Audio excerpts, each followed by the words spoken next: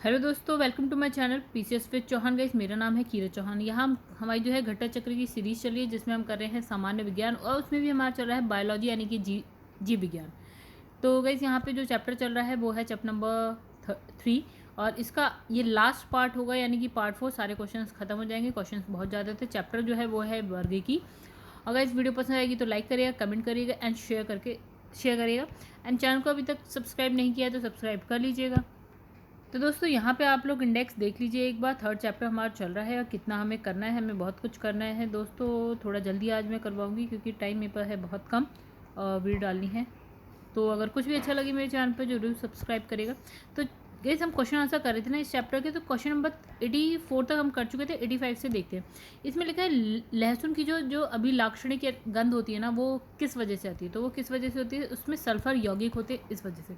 तो देखिए यहाँ क्या लिखा है, लहसुन की जो के तो किसकी वजह से सल्फर यौगिक यानी कि सल्फर कंपाउंड की वजह से होती है। इसके अलावा प्याज है, सरसों का तेल है, आदि में भी जो है सल्फर पाया जाता है, इस वजह से उसमें स्मेल आती है। तो लहसुन का तेल वाष्पीकरण और महत्वपूर्ण होने के कारण सक्रिय रूप रहता है, सक्रिय गुण रहता है।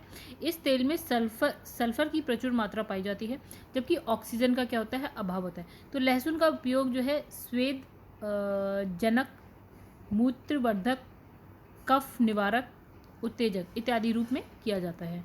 चलिए आगे बढ़ते हैं। तो देखिए नेक्स्ट क्वेश्चन लिखा है कि प्याजों के छिलके जब हम उतारते हैं तो क्या होता है, आंसू आते हैं। तो इसमें लिखा है क्योंकि प्याज जो है निष्कासित करते हैं क्या, तो वो क्या करते हैं, सल्फेनिक एसिड। ठीक है। तो प्याज काटने पर क्या सिंथेज नामक एंजाइम निष्कासित होता है। सिंथेज एंजाइम प्याज में उपस्थित सल्फॉक्साइड यानी कि आपका एमिनो एसिड को सल्फेनिक एसिड में परिवर्तित कर देता है। अस्थायी सल्फेनिक एसिड अपने को पुनः व्यवस्थित कर साइन प्रोपेनेथाइल एस ऑक्साइड का निर्माण करता है, जो आंखों में क्या करता है, आंसू उत्पन्न करता है। तो ये हो गई बहुत बड़ी बात। तो हमें सल्फेनिक एसिड याद रखिए या यहाँ पे। ठीक है। एक है आपका सिंथेज एंजाइम याद रखिए आप, और क्या है आपका सल्फॉक्साइड और सल्फेनिक एसिड।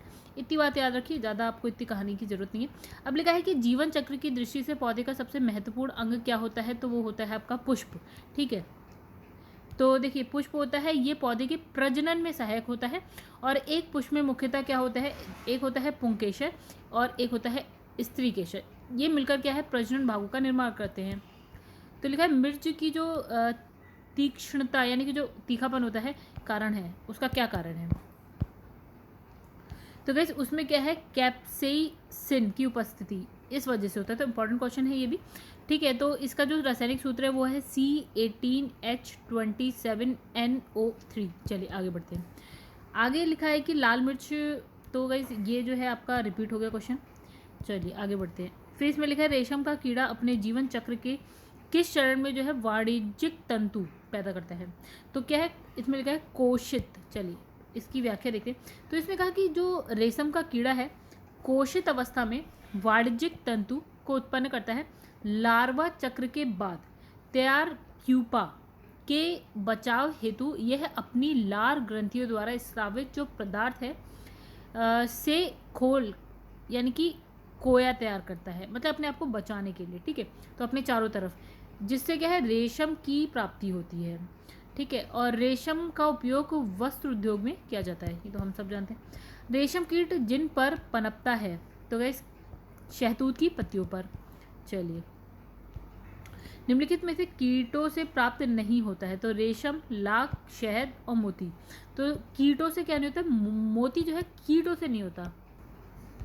रेशम के कीट से रेशम की प्राप्ति होती है। रेशम का कीट जो है शहतूत की पत्ती पर पनपता है। लाख की बात करें तो कैरियर लेका एंड क्या है, लेसिफर लेका नामक कीट के द्वारा होता है। मधुमक्खियाँ सामाजिक कीट है और फूलों से क्या करती है, मकरंद इकट्ठा करती है, शहद का निर्माण करती हैं। मोती की बात करें तो एक होता है मोलस्का संघ। तो इसके जीव है पिंक टेडा या पर्ल ऑयस्टर द्वारा प्राप्त होती है क्या, मोती। चलिए, निम्नलिखित में से कौन सी औषधीय फसल है। तो लिखा है गन्ना, कपास, घृत कुमारी और लिखा है महुआ। तो गाइस हमारा आंसर है घृत कुमारी। इसको ही हम क्या बोलते हैं, एलोवेरा बोलते हैं। देखिए घृत कुमारी या एलोवेरा क्या है, औषधीय पौधा है। गन्ना कपास जो है आपकी नकदी फसलें हैं। महुआ की अगर बात करें तो उष्णकटिबंधीय वृक्ष है ये। तो भारत में जो कहाँ मिलता है, मैदानी क्षेत्रों में मिलता है भारत में। अब इसका जो फल होता है ना महुआ, उससे हम निकालते हैं तेल, लेकिन जो इसका फूल होता है उससे हम बनाते हैं शराब। अब लिखा है कुनैन जो मलेरिया के लिए एक प्रमुख औषधि है वह प्राप्त होता है। ओके, तो देखिए क्या कुनैन आवृत्तिजीवी पादप से, ठीक है। तो कुनैन जो है मलेरिया के उपचार के लिए क्या है, एक प्रमुख औषधि है जिसे सिनकोना नामक पौधे की छाल से प्राप्त किया जाता है। ये पौधा एक आवृत्तिजीवी पादप है। कुनैन एक प्राकृतिक श्वेत क्रिस्टलीय एल्केलॉयड है जिसका स्वाद तीखा होता है। इसका उपयोग जोड़ों के दर्द तथा प्रियन से उत्पन्न रोगों के उपचार में किया जाता है। चलिए आगे बढ़ते हैं। अब लिखा है मलेरिया रोग की प्रभावी औषधि कुनैन का निष्कर्षण किया जाता है तो सिनकोना की छाल से। चलिए आगे बढ़ते हैं। कुनैन जो मलेरिया, तो गाइस रिपीट हो रहा है क्वेश्चन, आप पढ़िएगा। कुनैन से ही रिलेटेड ये क्वेश्चन है, रिपीट हो रहा है, ये आप पढ़िए। आगे बढ़ते हैं। लिखा है मलेरिया निदान हेतु आर्टीथर नाम की औषधि प्राप्त होती है। तो लिखा है आपका बीजीय पादप से। चलिए मलेरिया निदान हेतु आर्टिजन नामक औषधि जो है बीजीय पादप से तैयार की जाती है। एट्रेविन नाम याद रखिएगा, एट्रेविन, क्लोरोक्वीन, ठीक है, आदि औषधियों को मलेरिया निदान में प्रयोग किया जाता है। दायित्व है कि मलेरिया ये नाम भी याद रखिएगा, प्लाज्मोडियम नामक प्रोटोजोआ द्वारा होता है तथा इसका जो वाहक होता है वो है मादा एनोफिलीज मच्छर, ठीक है। तो जितने भी मैं ये बॉक्स बना रही हूँ वो सब आपको पता होना चाहिए। चलिए सिनकोना की छाल से प्राप्त औषधि को मलेरिया के उपचार के लिए प्रयुक्त किया जाता था। जिस कृत्रिम औषधि ने इस प्राकृतिक उत्पाद को प्रतिस्थापित किया, मतलब इसकी जगह ले ली, वो हो गया आपका क्लोरोक्विन। तो कुनैन नामक क्या है, एल्केलॉयड सिनकोना पौधे की छाल से तैयार किया जाता है जो मलेरिया रोग के उपचार के लिए उपयोगी है। क्लोरोक्विन नामक कृत्रिम औषधि ने इस प्राकृतिक उत्पाद को प्रतिस्थापित किया है क्योंकि इसका भी उपयोग अब मलेरिया उपचार के लिए किया जाता है। अब लिखा है कि कोरोना रोगियों, तो गाइस कोरोना रोगियों के उपचार के लिए प्रयुक्त हाइड्रोक्सी क्लोरोक्विन दवा निम्नलिखित में से किस पौधे की छाल से प्राप्त होती है। तो गाइस देखिए ये कोरोना रोग तो अभी आया है 2020 में, क्वेश्चन यहाँ पे लिखा है 2016 का।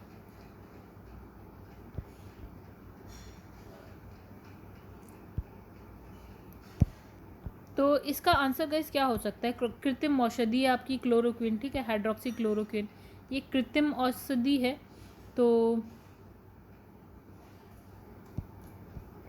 आगे बढ़ते हैं। इसमें लिखा निम्नलिखित में से किस समूह के जीवों का डूबने से हुई मृत्यु का पता लगाने में महत्व है। तो गाइस हमारा आंसर है यहाँ पे डायटम। इसमें एक कोशिकीय डायटम जीव समूह का प्रयोग सेलुइन 350 परीक्षण में डूबने से हुई मृत्यु का पता लगाने के लिए किया जाता है। राजस्थान RAS का पेपर है ये, मतलब क्वेश्चन है। शहतूत का फल है सोरोसिस, देखा शहतूत का फल सोरोसिस है। ये एक प्रकार का बहु और मिश्रित फल है। अनानास और कटहल के फल भी क्या है, सोरोसिस कहलाते हैं, ठीक है। अब लिखा है निम्न रेशों में से कौन पौधे के तने का उत्पाद नहीं है। लिखा है सन, जूट, पटसन, कपास। तो पौधे के तने का उत्पाद क्या नहीं है, कपास है। तो सन, पटसन, जूट जो है आपका तनों की रेटिंग से रेशा प्राप्त किया जाता है। जबकि कपास की बात करें तो कपास को फलों में स्थित जो बीज है उसके बीजावरण से लगी जो रेशे से प्राप्त किया जाता है, जो कि दो प्रकार के होते हैं। एक हो गया जिसे लिंट रेशा, और दूसरी छोटी जिसे हम क्या बोलते हैं, फज रेशा कहते हैं। बड़ी जिसे हम लिंट कहते हैं, लिंट रेशा कहते हैं, और जो छोटी होती है जो दूसरी है वो छोटी है जिसे हम फज रेशा कहते हैं, ठीक है। लिंट रेशा जो है व्यापारिक तौर पर अधिक महत्वपूर्ण होते हैं जबकि जो फज रेशा है वो कम महत्वपूर्ण होता है। चलिए आगे बढ़ते हैं। इसमें लिखा है हीमोग्लोबिन पाई जाती है। तो लेग्यूम मूल ग्रंथियों में, तो इसमें लिखा है लेग हीमोग्लोबिन, लेग्यूमिनोसी या फिर आपके फेबेसी कुल के पौधे जैसे कि आपका अल्फाल्फा हो गया, आपका सोयाबीन हो गया, इसकी मतलब ये जितने भी है इनकी मूल ग्रंथियों में पाए जाते हैं। चलिए आगे बढ़ते हैं। निम्नलिखित में से कौन सा मानव निर्मित धान्य है जो प्रकृति में नहीं पाया जाता है? तो हमारे यहाँ देखिए, यहाँ पे लिखा है बोना गेहूँ, यहाँ संकर मक्का, और फिर यहाँ पे लिखा है सोयाबीन, यहाँ लिखा है ट्रिटिकेल। चलिए देखिए, यहाँ पे लिखा है ट्रिटिकेल जो है मानव निर्मित अनाज यानी कि धान्य है जो कि प्रकृति में नहीं पाया जाता है। वैज्ञानिकों ने इस संकर पौधे को प्रयोगशाला में गेहूँ तथा राई को परस्पर संकरण करा के तैयार किया है। मतलब इसका लिया है, इसको लिया है, इसको मिलाने से क्या बना है आपका ट्रिटिकेल। ठीक है, तो इस संकरण में गेहूं के मादा और राई के नर भाग परागण का उपयोग किया गया है। इसका अनाज जो है मूलतः स्वीडन और स्कॉटलैंड द्वारा उत्पन्न किया जाता है। स्वीडन कहाँ है गाइज? आपका यूरोप में है। स्कॉटलैंड कहाँ है? आपका यूके में, राइट। तो इसको मुख्यतः पशुओं के चारों के लिए उपयोग किया जाता है। इससे रोटी जो है अच्छी नहीं बनती। किससे रोटी अच्छी नहीं बनती? ट्रिटिकेल से। तो इसमें लिखा है निम्नलिखित में से कौन सा अनाज मानव निर्मित है? तो ये हो गया आपका आंसर ट्रिटिकेल। आगे बढ़ते हैं। इसमें लिखा है कैनोला मानव उपयोग के लिए मानव उपभोग के लिए उगाई गई विशिष्ट प्रकार की तिलहन सरसों की किस्म को निर्दिष्ट करती है।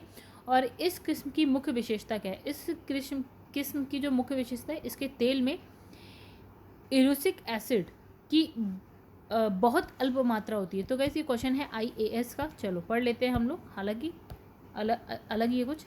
इसमें लिखा है कैनोला खाद्य तेल का एक प्रकार है जिसे प्राथमिक तौर से कीथ डाउनी और वाल्डर स्टीफेंसन द्वारा 1970 में कनाडा में उत्पादित किया गया था। कैनोला के बीजों का उपयोग खाद्य तेल के उत्पादन में किया जाता है जो मानव भोग के लिए अनुकूल होता है, क्योंकि इसमें पारंपरिक रैपसीड तेल की तुलना में इरुसिक एसिड की मात्रा कम होती है। इरुसिक एसिड की काफ़ी कम मात्रा के अतिरिक्त इसके पोषण गुण भी काफ़ी अलग होते हैं। तो गाइस ये क्वेश्चन आया समझ तो ठीक है, नहीं आया तो स्किप कर देना। ठीक है, सूक्ष्म जीवाणु यानी कि बैक्टीरिया को देखा जा सकता है तो कंपाउंड खुर्दबीन द्वारा।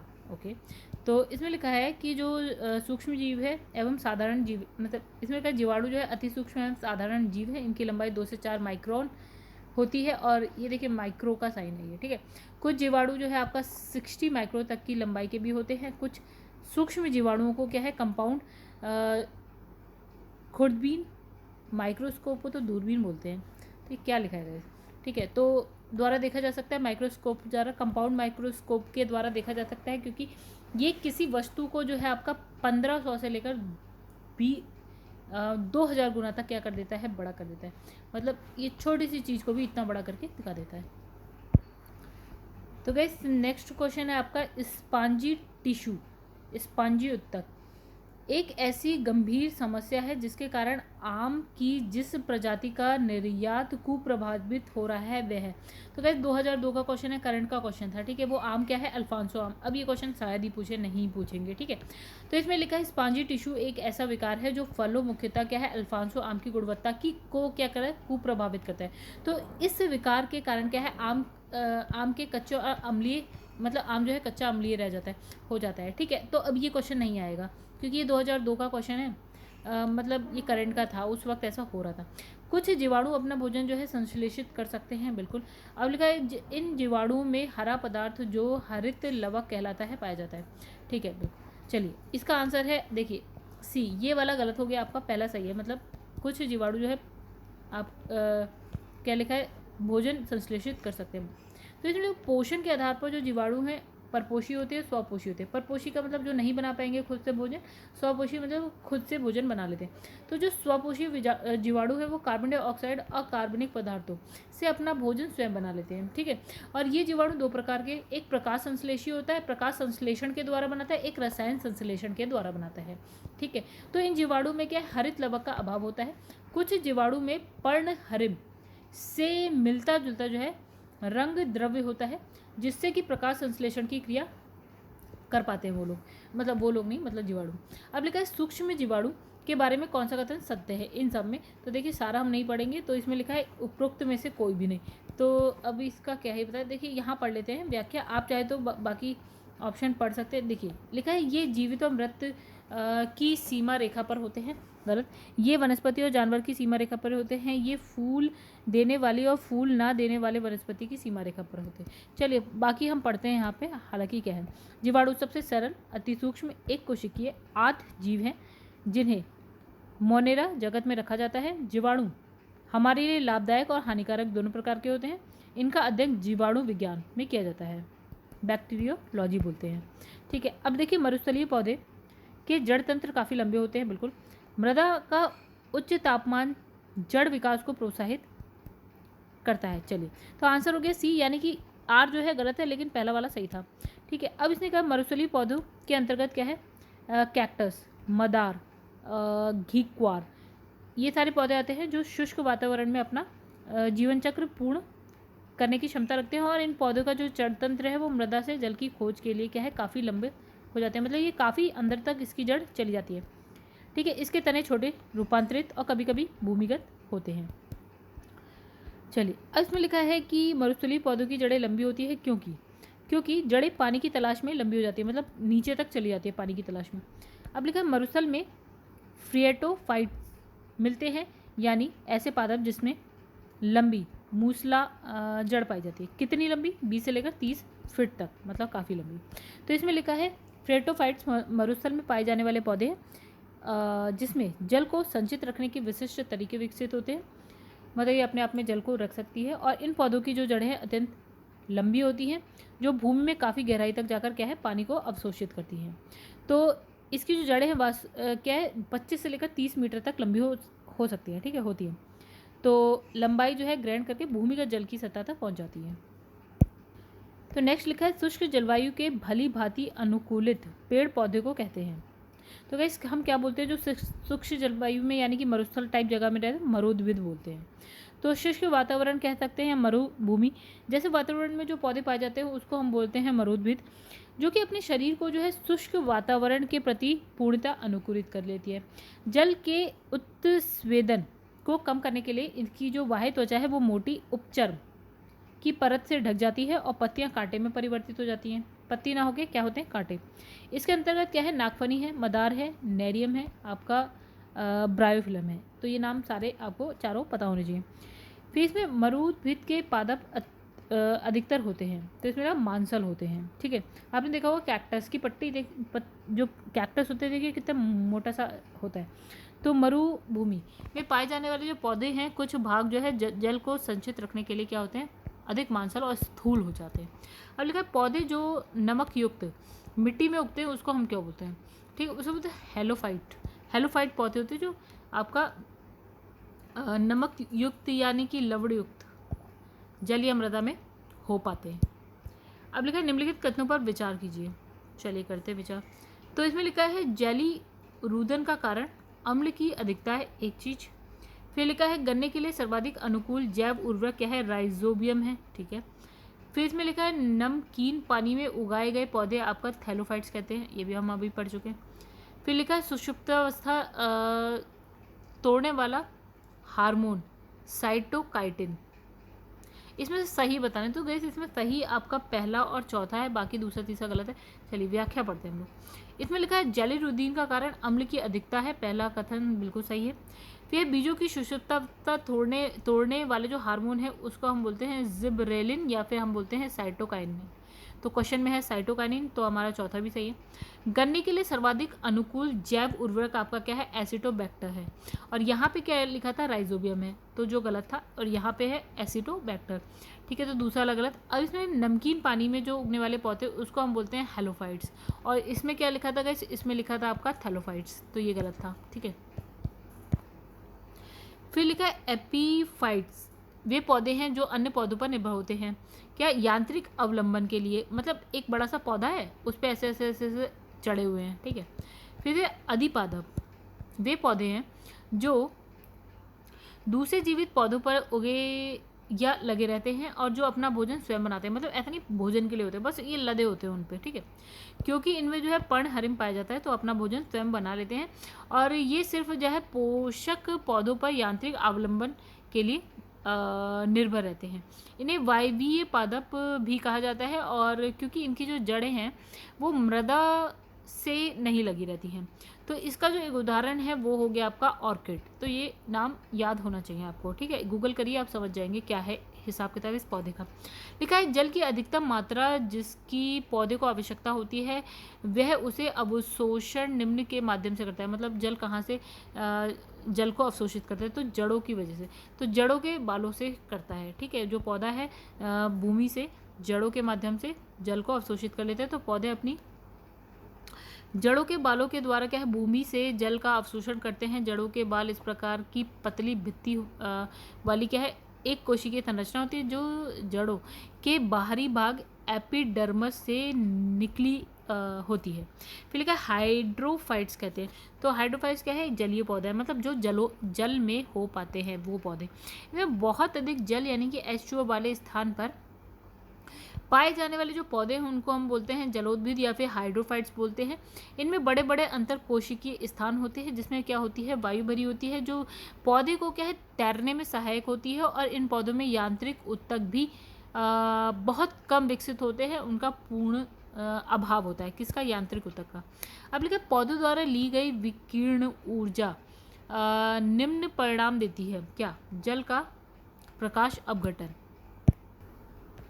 पौधों द्वारा ली गई विकिरण यानी कि रेडिएंट एनर्जी विकिरण ऊर्जा का परिणाम जल का प्रकाशीय अपघटन होता है जिसमें H2O के अणु टूटकर हाइड्रोजन और ऑक्सीजन गैस बनाते हैं और इसमें H2 आयन इलेक्ट्रॉन वाहक का कार्य करता है।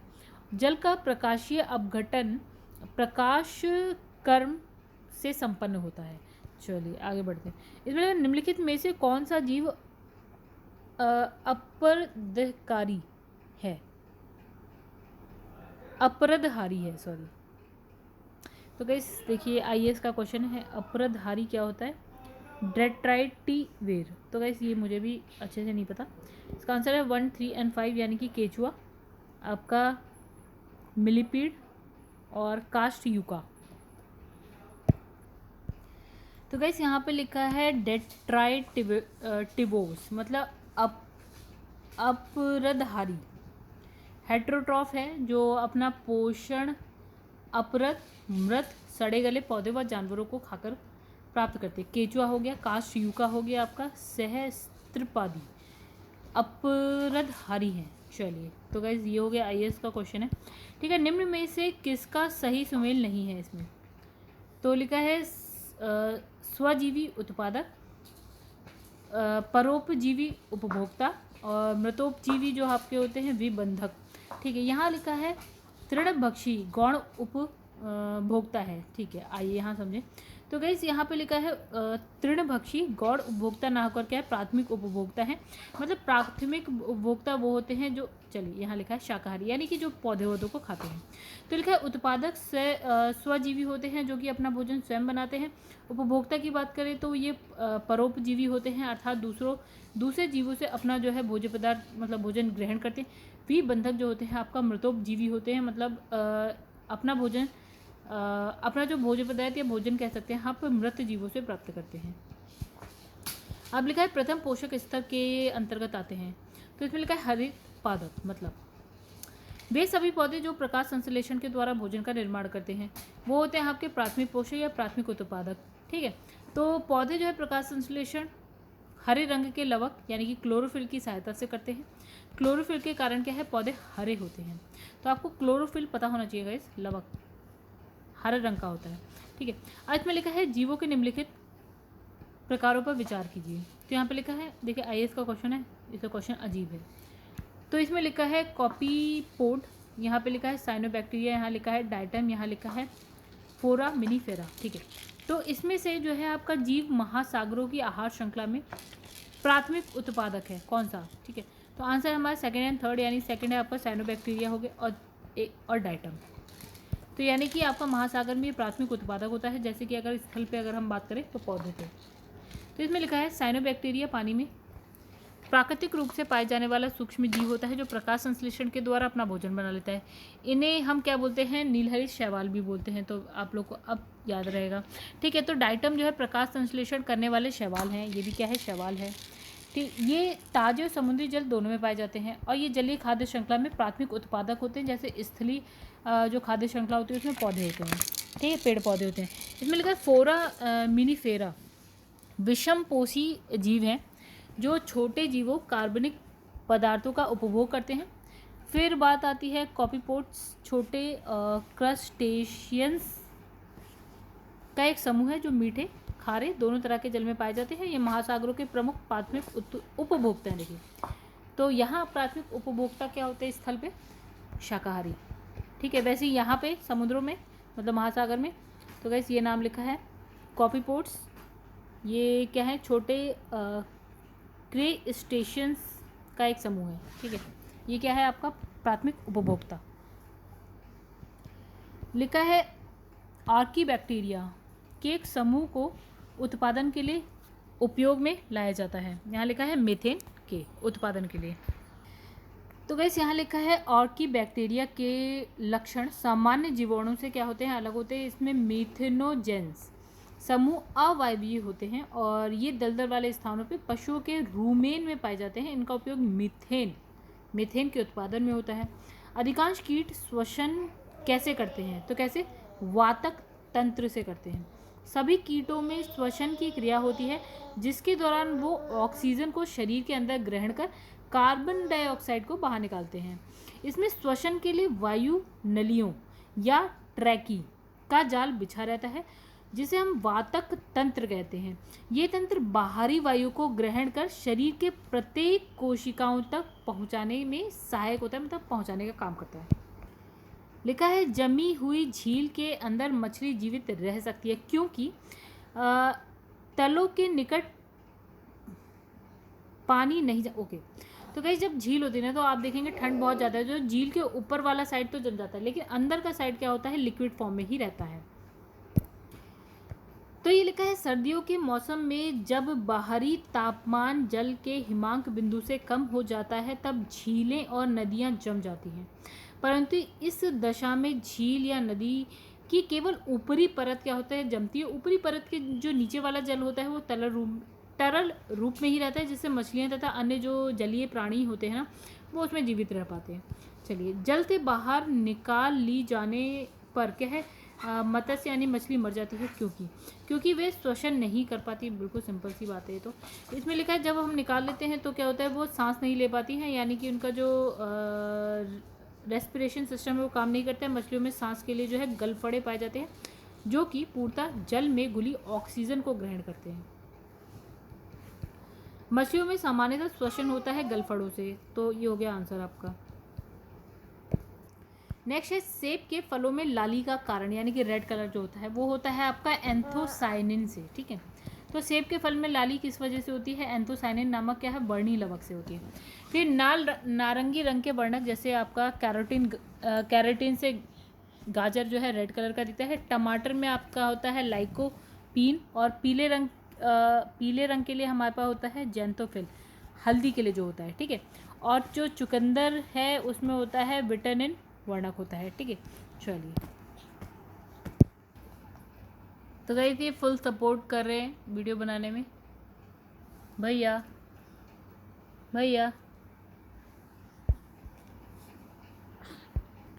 तो नेक्स्ट लिखा है टमाटर में जो लाल रंग है वो किस वजह से, अभी हमने पढ़ा लाइकोपीन की वजह से होता है। चलिए आगे बढ़ते हैं। तो इसमें लिखा है पपीते में पीले रंग का कारण लिखा है आपका कैरिकाजेंथिन। ये सब आपको रटे होने चाहिए गाइस कि किसकी वजह से कौन सा कलर होता है किस चीज़ में। तो पपीता का जो वानस्पतिक नाम है वो आपका है कैरिका पपाय, ये आपको पता होना चाहिए। इसमें जो है कैरोटीन जो है प्रचुर मात्रा में पाया जाता है। विटामिन ए का आपका प्रीकर्सर होता है। इसमें उपस्थित पपेन एंजाइम प्रोटीन के पाचन में सहायक होते हैं, ये भी आपको पता होना चाहिए। पपीते में उपस्थित कैरिकाजेंथिन वर्णक के कारण इसका जो रंग है वो क्या हो जाता है, पीला। इतनी चीज़ें आपको पता होनी चाहिए। चलिए, यानी सब कुछ पता होना चाहिए। फिर इसमें लिखा है ये आया, देखिए IAS का क्वेश्चन है 2016 में आया। हाल ही में हमारे वैज्ञानिकों ने केले के पौधे की एक नई और भिन्न जाति की खोज की है जिसकी जो ऊंचाई है वो है 11 मीटर और इसके फल का गूदा नारंगी रंग का है। ये भारत का किस भाग में खोजी गई है? तो दोस्तों यहाँ देखिए आंसर है हमारा अंडमान द्वीप पर। देखिए भारतीय वनस्पति सर्वेक्षण के वैज्ञानिकों ने अंडमान द्वीप के उष्णकटिबंधीय वर्षा वनों में केले की एक नई प्रजाति की खोज की है जिसे मूसा इंडन डैमिनेंसिस नामक जो है नाम दिया गया है। तो इस नई प्रजाति की जो ऊंचाई है वो 11 मीटर है और सामान्यतः केले की जो प्रजाति है उसकी जो ऊंचाई होती है वो 3 से 4 मीटर तक होती है। तो गुच्छे में पकने से पहले ये केला जो है हरे रंग का दिखाई देता है और बाद में कैसा हो जाता है, पीले, और जो गूदे का रंग हो जाता है नारंगी। ठीक है, छिलका पीले कलर का हो जाता है और जो उसका गूदा है वो नारंगी कलर का हो जाता है। तो नेक्स्ट इसमें लिखा है कि निम्न में से जीवित प्राणियों का कौन सा समूह एक ही स्पीसीज से संबंधित है? तो यहाँ पे है चीनी, अमेरिकी, ओके, भारतीय और काले अफ्रीकी। ठीक है, ये सारे एक ही स्पीसीज के। चलिए समझते हैं कैसे। जीवित प्राणियों का समूह जो है चीनी हो गया आपका, ये हो गया अमेरिकी, भारतीय हो गए, काले अफ्रीकी हो गए, एक ही स्पीसीज यानी कि होमो सेपियंस से संबंधित है, जबकि शेष विकल्प में जंतुओं का समूह अलग अलग स्पीसीज से है। बाकी आप देख लीजिएगा सब अलग अलग से हैं, जैसे चीता, शेर, बिल्ली अलग, कबूतर आपका पेडुकी, और यहाँ लिखा है तीतर, फिर लिखा है छिपकली, मगरमच्छ और सांप। फिर इसमें लिखा है गाइस, यहाँ पे लिखा है खमीर एक उदाहरण है। तो ये किसका उदाहरण है? कवक का। तो खमीर एक कोशिकीय सूक्ष्मजीवी है। ये शर्करा युक्त कार्बनिक पदार्थ में बहुतायत में पाया जाता है। पाए जाने वाला क्या है? एक विशेष प्रकार का कवक है। और यहाँ बात करेंगे ईस्ट और मशरूम है, ये दोनों क्या है? ये आपकी क्या है? फफूंदी है। ईस्ट और मशरूम क्या है आपका? फफूंदी। यानी ईस्ट और मशरूम फफूंदी अर्थात कवक है। ये पर्णहरिम रहित और संवहन उत्तक रहित, मतलब ये दोनों ही चीज़ इसमें नहीं है, पर्णहरिम भी नहीं है, संवहन उत्तक भी नहीं है, जो कि भोजन के लिए दूसरों पर निर्भर है। ईस्ट एस्कोमाइसिटीज कुल का, जबकि मशरूम जो है आपका बेसिडियोमाइसिटीज। तो गाइस ये चीज़ आपको पता होनी चाहिए, ये और ये नाम। ठीक है, चलो आगे बढ़ते हैं। लिखा है मशरूम क्या है? तो गाइस क्या है? तो ये कवक है। फिर लिखा है रसेदार सब्जी में प्रयोग होने वाला मशरूम होता है। तो गाइस आंसर है हमारे पास कवक। ओके, नेक्स्ट पे आ जाते हैं। फिर यहाँ लिखा है कपास का मुख्य घटक है। तो यहाँ पे लिखा है सेल्यूलोज। ठीक है, चलिए अब पढ़ते हैं। इसमें कपास का प्रमुख रासायनिक अपघटक क्या है? आपका सेल्यूलोज है। इसकी जो मात्रा है 91 to 94% है। इसमें जल लगभग जो है आपका 6 to 8%, सूक्ष्म मात्रा में वसा, प्रोटीन, फिर है प्रोटोप्लाज्म, खनिज लवण आदि पाए जाते हैं। चलिए नेक्स्ट इसमें लिखा है निम्नलिखित समूहों में से किसमें ऐसी जातियां होती हैं जो अन्य जीवों के साथ सहजीवी संबंध बना सकती हैं? तो इसमें लिखा है नाइडेरिया, कवक, फिर लिखा है आदि जंतु यानी प्रोटोजोआ। तो गाइस आंसर है हमारा 1 2 3 प्रोटोजोआ को छोड़ के सारे। तो सहजीविता दो या दो से अधिक प्रजातियों के सदस्य के मध्य सहजीवी संबंध है। नाइडेरिया समूह के सदस्य का डाइनोफ्लेजलेट शैवाल के साथ सहजीवी संबंध है। लाइकेन शैवाल और कवक के से जुड़े सहजीवी संबंध प्रदर्शित करते हैं। प्रोटोजोआ का सहजीवी संबंध बैक्टीरिया साइनोबैक्टीरिया के साथ पाया जाता है। चलिए इसमें लिखा है प्रकृति में निम्नलिखित में से किस जीव का या किन जीवों में मृदा विहीन सतह पर जीवित रह पाने की सर्वाधिक संभावना है? तो गाइस हमारा आंसर है सी यानी कि 2 3 यानी कि लाइकेन हो गया, आपका मॉस हो गया। आइए इसका क्वेश्चन है, ये लिखा है लाइकेन थैलोफाइटा समूह के सदस्य हैं जो कवक और शैवाल दोनों से मिलकर बने होते हैं। इसमें कवक और शैवाल का संबंध परस्पर सहजीवी जैसा होता है। ठीक है, कवक जल, खनिज, लवण, विटामिन शैवाल को देता है तथा शैवाल प्रकाश संश्लेषण के क्रिया के द्वारा क्या करता है? कार्बोहाइड्रेट का निर्माण कर कवक को दे देता है। ठीक है, तो इस प्रकार लाइकेन के विकास हेतु मिट्टी आवश्यक तत्व नहीं है। ठीक है, मॉस एक बिना पुष्प वाला पौधा होता है जिसमें तने और पत्ते होते हैं। ये बीजाणु उत्पन्न करते हैं परंतु इसमें कोई स्पष्ट मूल यानी कि जड़ संरचना नहीं होती है। इसमें छाया एवं नमी मिलने पर ये कहीं भी क्या है? उग जाते हैं। शैवाल और कवक को मिलने से लाइकेन बनता है जिसे कहते हैं, तो इसे बोलते हैं म्यूचुअलिज्म, ठीक है। देखिए ये लिखा है म्यूचुअलिज्म। कुछ चीज़ें जो हिंदी में बड़ी मुश्किल सी लगती है, इंग्लिश में ही आसान होती है। इंग्लिश के वर्ड्स इंग्लिश में ज़्यादा आसान थे। देखिए शैवाल और कवक के मिलने से क्या है, लाइकेन बनता है, जिसे हम क्या बोलते हैं, म्यूचुअलिज्म बोलते हैं।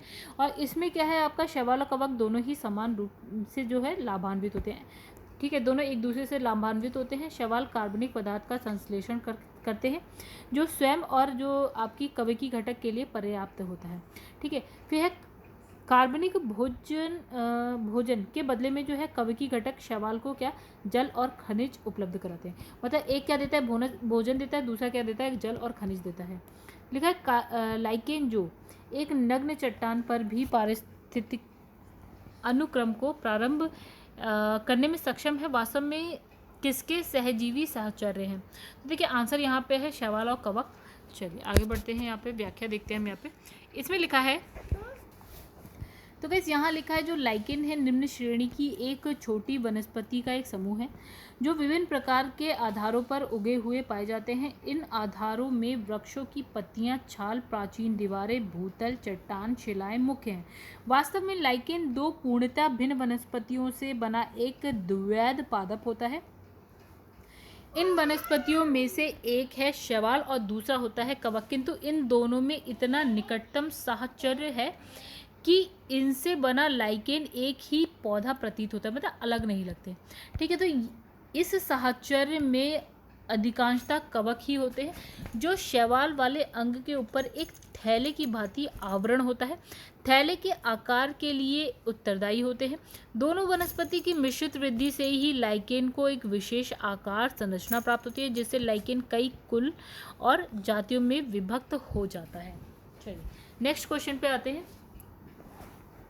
लिखा है लाइकेन मिश्रित जीव है जो बने होते हैं कवक एंड शैवाल।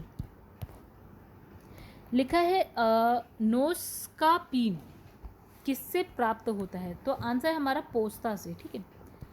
तो गाइस पोस्ते से प्राप्त होता है। बस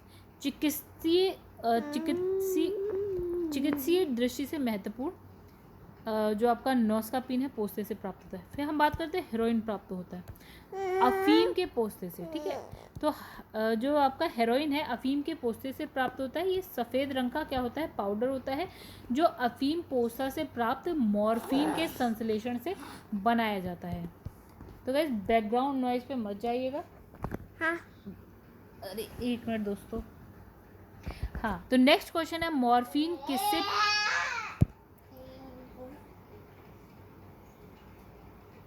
भैया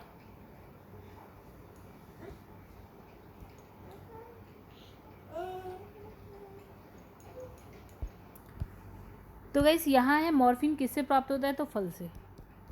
मॉर्फिन पोस्ता के